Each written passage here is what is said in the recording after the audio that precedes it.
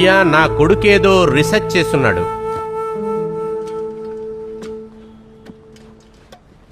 1835లో ఈ కథ ప్రారంభమయ్యింది. ఒక ఇంగ్లీష్ ఆఫీసర్, లార్డ్ మెకాలియా ఆయన పేరు.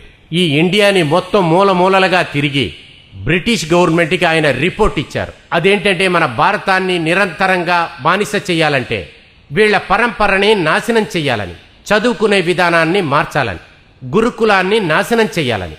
ఆ గురుకులంలో అక్కడ కామశాస్త్రం కూడా నేర్పించబడింది.